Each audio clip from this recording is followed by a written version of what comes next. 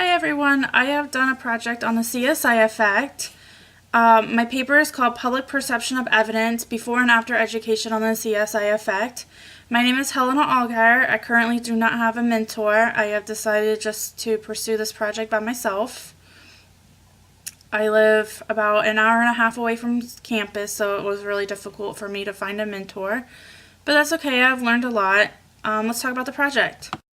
I discussed a lot of background information last semester, but basically the CSI effect is when crime dramas affect jurors and their decision-making skills while during the trial.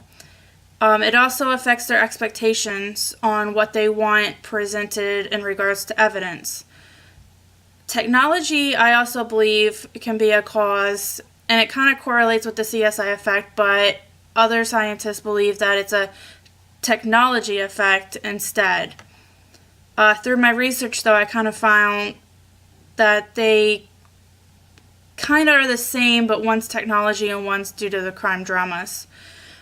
A lot of studies talk about the existence of the CSI effect, but I have not really found any evidence or studies in regards to what happens if you educate or how scientists have tried to reduce the CSI effect. That's been really difficult to find. So that's kind of what my project is based off of.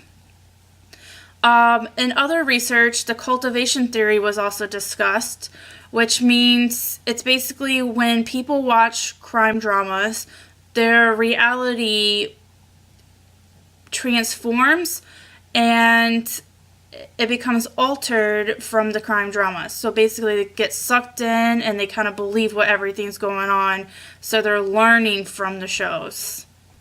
And they can't differentiate that it's actually fake, it's a drama. My first survey, it took me a little while to release. I was trying to decide on exactly what I wanted to put in it and how to ask the questions. I finally released it. I gathered 2 weeks worth of data. At this point, I have not fully analyzed it, but I am working on fully analyzing all the data. In the survey, I asked demographic information, where they live, what their occupation was, their age, if they had a college degree. I just wanted to try to see if possibly if that has an effect on their answers. I can't prove a correlation, but if people with higher degrees tend to get the questions correct, maybe, education has something to do with how they perceive TV shows. Maybe they can better differentiate between the two. I asked questions about their TV watching habits, and then I had about 4 hours increments listed in a multiple choice, just so when I analyze the data, I don't have to guess or get confused or have too much of a gap in between their answers, so I try to limit it. I wanted to test their knowledge of direct and circumstantial evidence. I asked questions of examples, the definition, and also how it would be applied in court. I wanted to also try to observe what people believe are reliable sources. Maybe that has an effect if they don't really know what a reliable source is and then they're believing the TV dramas. That could be a problem and why it's such a problem within the juries. Also the news, I wanted to know if people tend to believe the news a lot, even though it could be biased. So I wanted to ask questions about basically what they believe to be reliable or not reliable. I did have an open-ended question. One was for the location of where they live to keep things simple. And another one was how the crime shows affect how they perceive their news stories. I left that one open-ended, so I didn't limit their answers. and create a bias. I wanted them to fully explain this question to me just so I can also gather more information for any future research. I wanted to know if they already knew what the CSI effect was and if they were aware of it, and if they believe if the crime shows teach them how to be an investigator. After asking all of these questions, I inserted some information slides just to kind of educate them on what these topics are. And then I repeated some of the questions to see if their answers changed after being educated. I'm trying to reduce the CSI effect and come up with a solution to how maybe we could do this across the United States. I realized when I started looking at the data, I had some problems. When I released the original survey, it was 59 questions long. I did think it was a little long, but I also felt like I needed to capture all of the data as much as I could.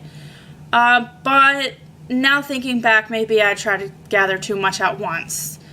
Some participants didn't notice that maybe I had questions after the information slide. I think I had a little bit of confusion there.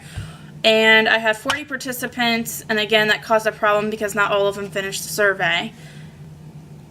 When I looked back at the controls, I realized they could go back and change their answers possibly. I don't know if anybody actually did. I was trying to be convenient and have it all in one survey so I didn't have 3 different things they had to navigate to. So it kind of became a little bit problematic. I'm still going to analyze the results to see, but I have to take in consideration there are some limitations there, but I learned from it. I have released another survey. I deleted 33 questions from the original survey. I fixed the information slides. I also reduced those. There was one at the end that said, "Thank you for your time," and that was the end. So maybe the confusion came from they thought the whole survey was over and hit done. I also added some restrictions to where the questions are required before they end, and they can't navigate back to previous questions to change them. So I fixed some of the limitations that I created in the first survey. And I also added at the end, after the information slides, I added a little description that some of the questions are repeated to please answer them. It's needed. I didn't want to create bias and make them think that their answers need to change, so I just briefly explained that they are repeated for a purpose. I just recently released this, so I haven't had too much data collected yet. In the meantime, right now I'm writing my paper and getting my rough draft going, and hopefully this one is less confusing and it's shorter, so it takes less time and people find it interesting. So in the upcoming time, I will fully analyze the data as it's being gathered and compare the results from Survey 2 to Survey 1. I also need to compare them individually to see, because the main point is to see if individuals' answers change after being educated.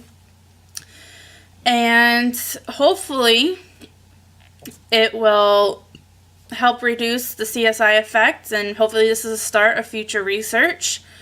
I did notice in the first one, just briefly looking at it, some people's answers did change, so I'm very hopeful that maybe by educating and providing a little bit more knowledge of what happens in crime scenes and the possible reasons to why evidence may not be there and why it can't be presented, people could have a little bit better understanding and make a more informed decision when they are deliberating. If you have any questions, please post them for me. Thank you for your time.